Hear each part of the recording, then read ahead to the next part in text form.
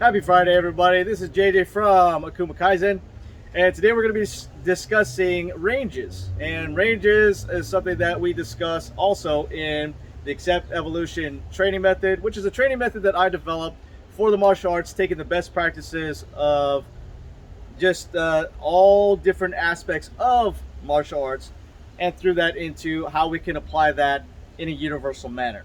Okay, so the different ranges, we have 5 different ranges in AKSEPT Evolution, and every single martial art falls into one of these 5 ranges. Now, we're not going to discuss one, which is projectile range. Projectile range is essentially the maximum effective range of whatever your projectile happens to be, whether it be something from firearms or mechanical, like a crossbow, so that pushes out a projectile, or if you're throwing it.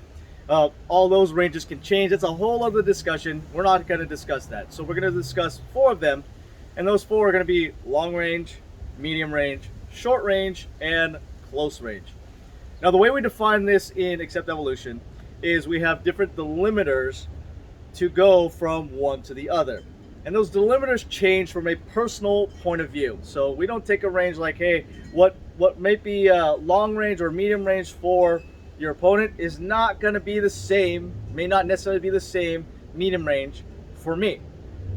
Because martial arts is a personal, as a personal experience, you're going to do that from your own personal perspective. This is why these types of ranges are important to training, because you could say, oh, well, look, you're in their range. No. Do it from your personal range. It'll help you become a much better fighter, much more aware of what's going on around you and how you can plan to either enter or escape different scenarios depending on the range that you're in.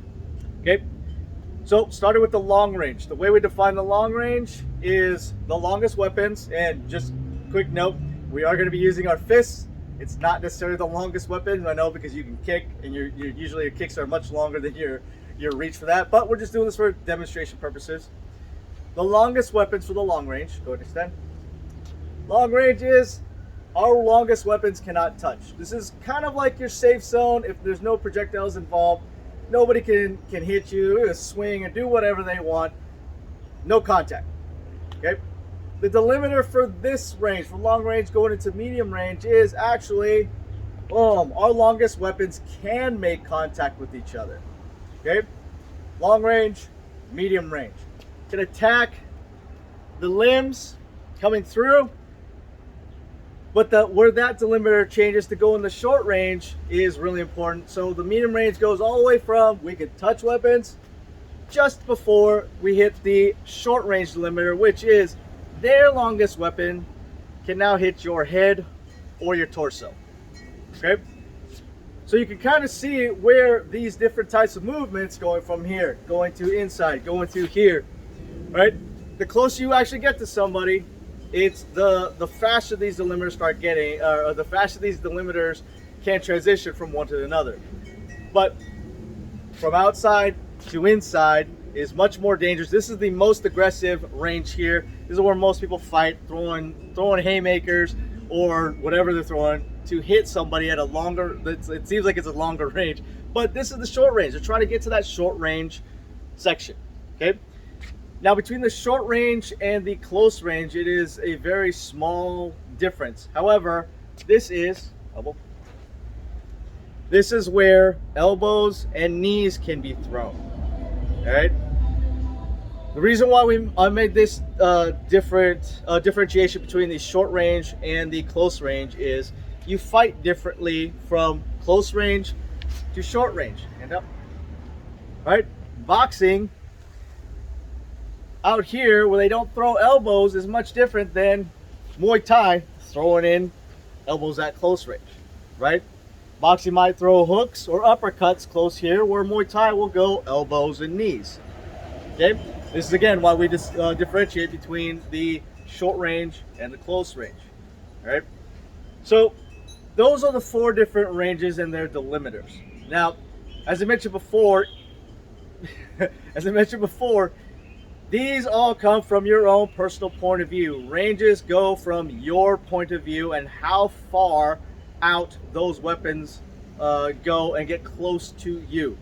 Another reason why we do this is, say my opponent is holding a staff.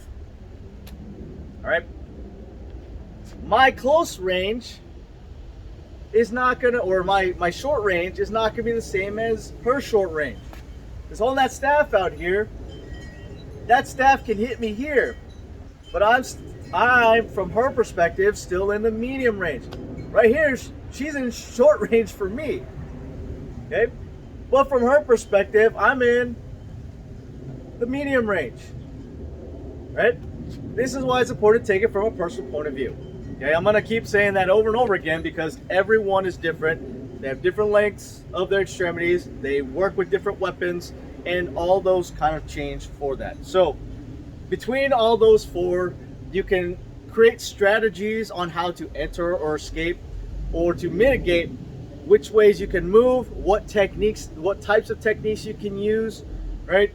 One of the better examples of, say, a close range fighting system is grappling, like Brazilian Jiu Jitsu. You're in close range and you're doing a lot of leverage, a lot of body pressure for that. And you're right there. You could throw elbows, you could throw knees if they allow that, but you're that close. It is a whole system based off of close range. Okay? Then you have, say, Olympic style Taekwondo. And they do a lot of kicks, not many hand techniques. So they're in the short range, not throwing knees, right? And they're moving a lot of their strategies go from long range to short range. So you can close in. A lot of their strategies go and to close in to hit with those kicks. Okay, so different fighting systems have different types of ranges that they work within. And remember, these are generalized, because I've heard of different systems doing, say, like punching range versus kick range. That's all well and good. But in the AKSEPT Evolution training method, we differentiate between these four, and then that fifth one that covers that everything else of all our projectiles. Again, that's a whole other discussion. But these four are the main ones, especially for bare knuckle or body weapons or handheld weapons. That's how we can determine and make self-defense techniques, different strategies, and how we enter and exit for our martial art and self-defense. So if you got some time during this weekend, do some analysis, watch some fights, watch some techniques. Maybe you can see how these different techniques are applied in different systems, and point out which range that these are going to. Maybe they're going from long to short. Maybe they're evading and going from short to long.